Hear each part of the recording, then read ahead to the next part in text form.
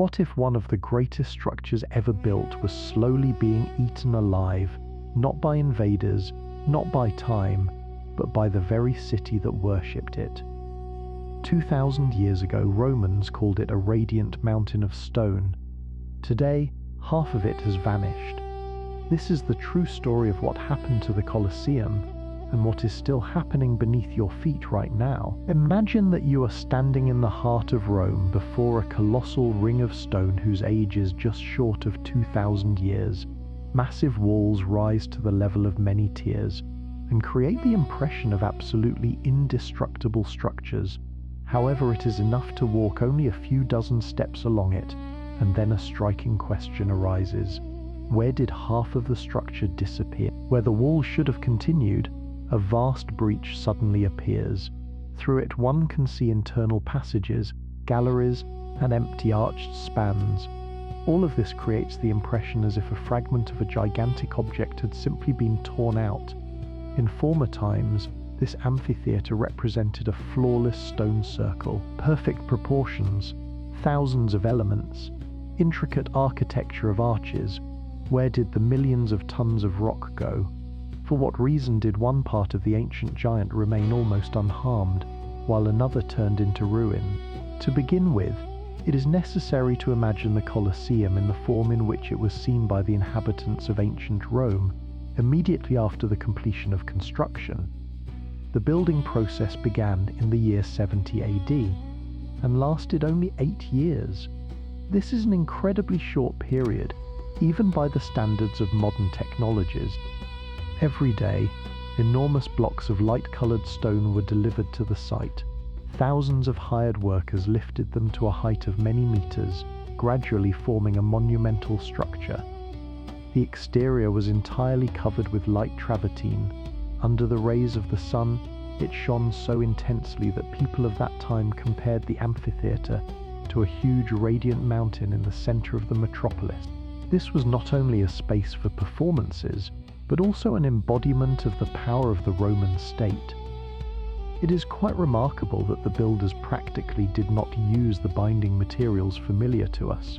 There was no cement or adhesive mixtures between the outer stone layers. Massive blocks were simply placed on top of one another. Stability was ensured by the colossal weight of the stone and extremely precise processing of the joints. In order for the walls not to diverge over time, craftsmen used another method. Special grooves were carved inside the stones, into which heavy iron fasteners were inserted. These rods connected the blocks to each other. Thus, a hidden metal framework was formed inside the masonry. Approximately 300 tons of iron were required for its manufacture, a scarce and expensive resource that centuries later would turn into a target for real hunters for profit. The interior decoration of the amphitheater looked even more magnificent.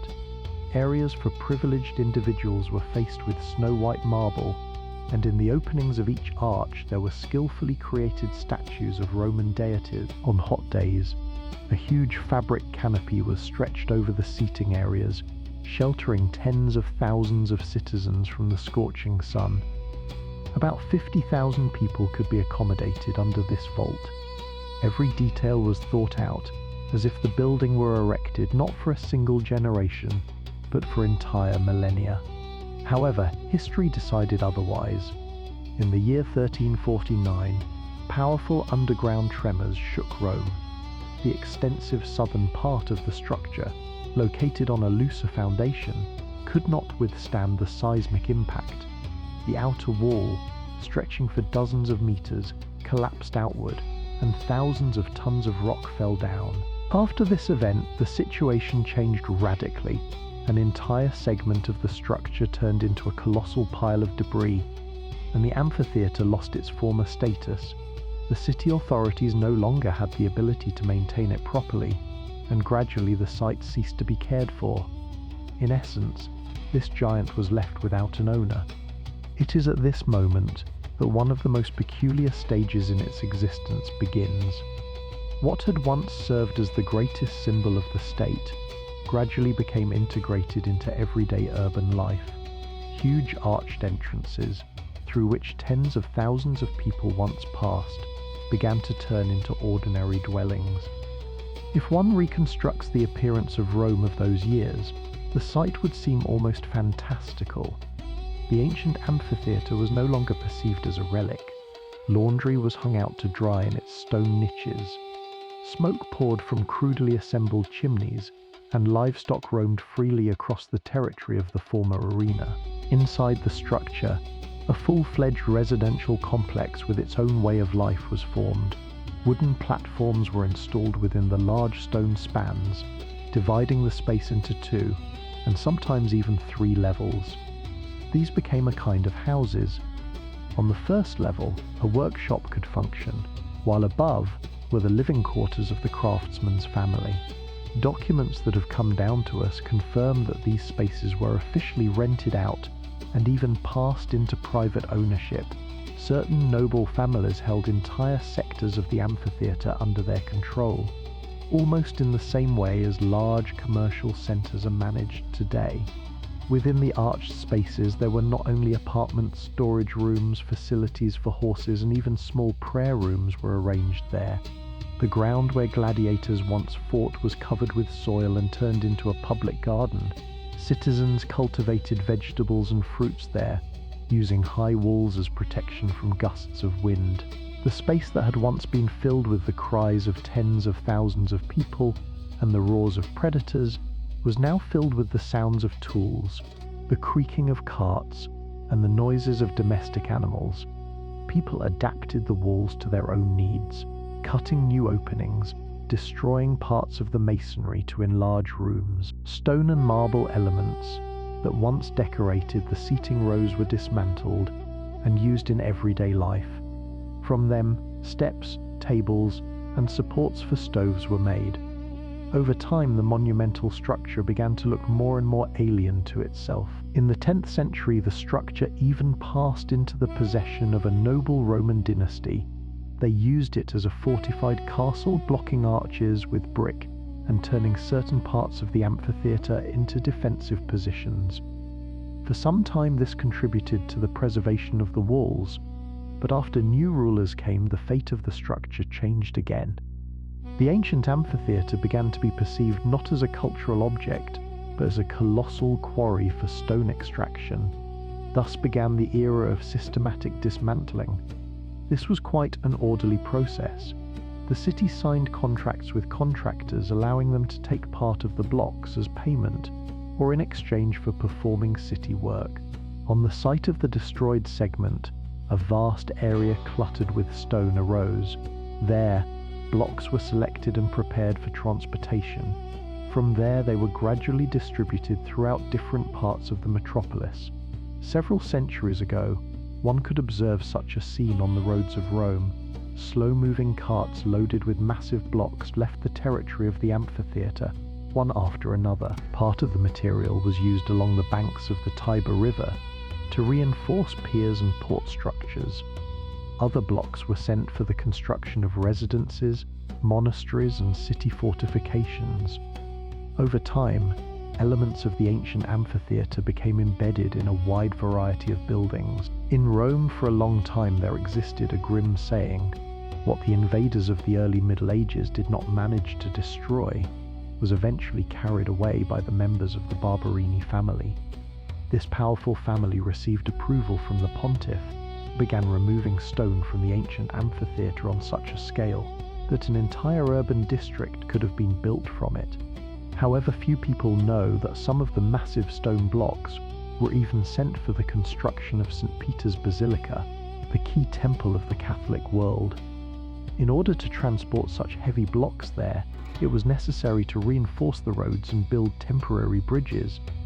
Ordinary crossings could not withstand the weight of the ancient monoliths. Large blocks still retained their shape and were used in construction, but smaller elements and decorative details met a different fate. Along the roads leading from the amphitheater, lime kilns operated. Marble supports, decorative projections, column tops, and even statues were sent there. All of this was processed into powder, turning into lime. What had once been considered a standard of art became construction dust. That is why today inside the Colosseum, we observe only a rough skeleton of ancient concrete. Everything valuable has long been lost. The reason for such treatment lay in the simple quality of the material. The Romans used dense limestone and travertine, which only became stronger over the years. It was convenient to work with, and buildings made from it could stand for centuries. However, the real value was the iron with which ancient craftsmen fastened the blocks. People deliberately destroyed the walls in order to extract the metal hidden inside. If one carefully examines the walls of the Colosseum today, one can see thousands of small cavities. Many take them for marks from cannonballs or bullets. In reality, this is the result of centuries of metal extraction. The iron was melted down into horseshoes, blades, tools, and equipment for forges. In this way, the ancient amphitheater continued to lose its fragments. At times, greed led to accidents. When metal extractors removed the iron clamps hidden inside the masonry, the stone blocks lost their fixation, cracks spread along the walls, and individual sections collapsed. It happened that stones fell directly onto those who were trying to extract them. Each extracted piece of iron made the entire structure less stable. Over time, the building lost its internal framework. Gradually, the perfect circle of the amphitheater transformed into the uneven horseshoe that we observe today. Over time, strange legends began to arise around the half-ruined structure. Residents said that at night strange sounds could be heard from the breaches, as if someone were moving among the ruins. These tales frightened ordinary people somewhat, but did not disturb those who had influence and means. The nobility and church hierarchs continued to take the best pieces of marble to decorate their villas and parks. In one old register, a case is recorded when 40 carts of pure white marble were taken from the amphitheater in a single day. This material was used to line a private water source. It seemed that the end was already predetermined, but history prepared an unexpected outcome for the structure. In the 15th century, the half-ruined object gained a new protector. By that time, the building resembled more a deserted stone wasteland. Citizens brought waste there, and it seemed that the ancient Colossus was living out its final years. It was then that Pope Benedict I intervened. He issued a decree that proved surprisingly effective. In order to stop the plundering, the pontiff proclaimed the Colosseum a place of death of the first followers of Christ. Scholars still debate how much this corresponds to real facts, but the new status changed everything. In an instant, the former quarry turned into an open-air shrine. Crosses were fixed on the walls. Now any encroachment was regarded as desecration of sacred territory. Fear of church punishment turned out to be stronger than the desire for enrichment. However, even after the destruction ceased, the Colosseum continued to amaze scholars. In the 19th century, when the first large-scale archaeological excavations began, a complex network of underground passages was discovered beneath the arena.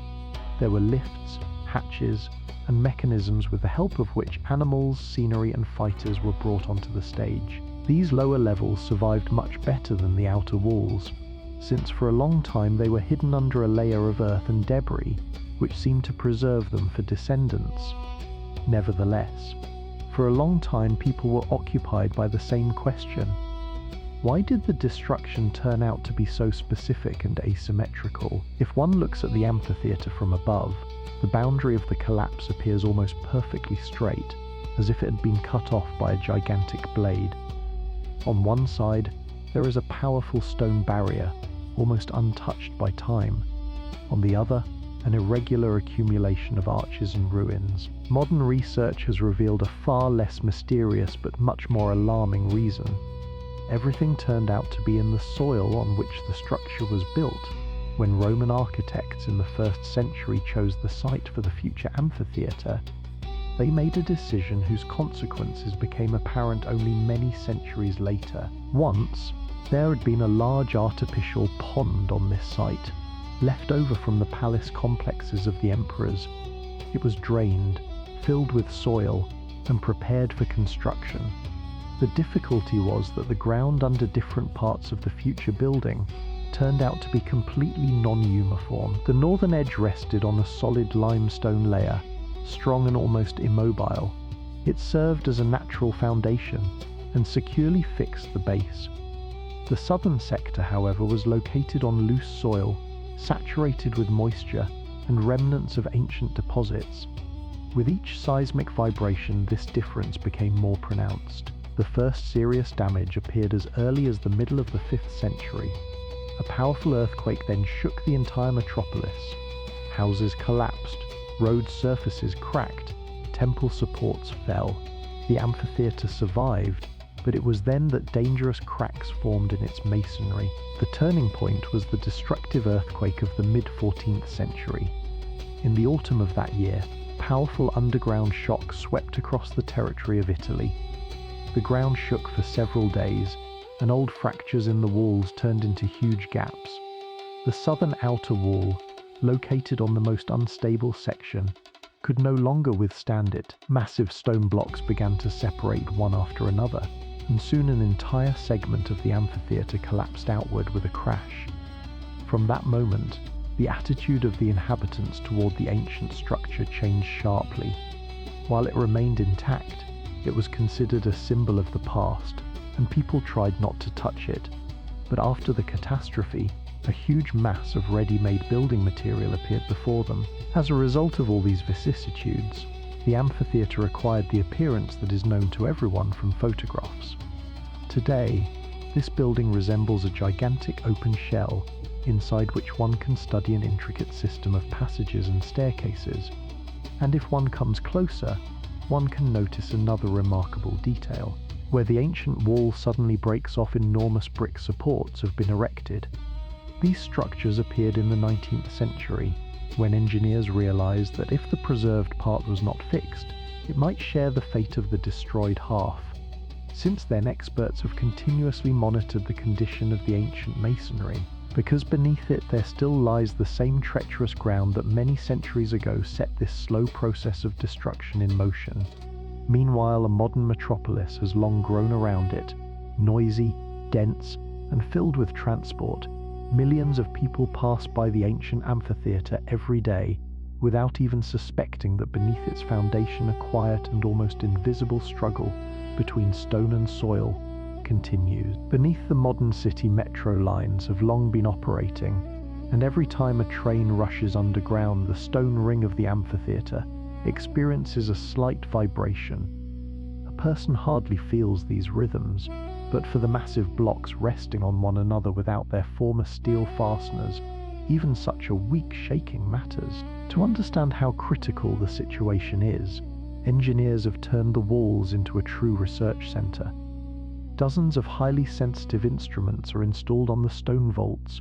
They continuously record the slightest changes, tilt, displacement, oscillations. The data is transmitted to computing machines in real time. Several years ago, scientists attempted to answer a question that has long concerned historians. Is it possible to restore the amphitheater to its original appearance? In theory, this seemed attractive. If the missing parts were restored, the stone circle could be closed again.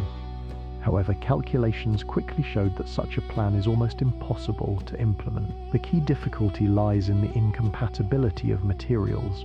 Modern concrete and ancient limestone react differently to the environment.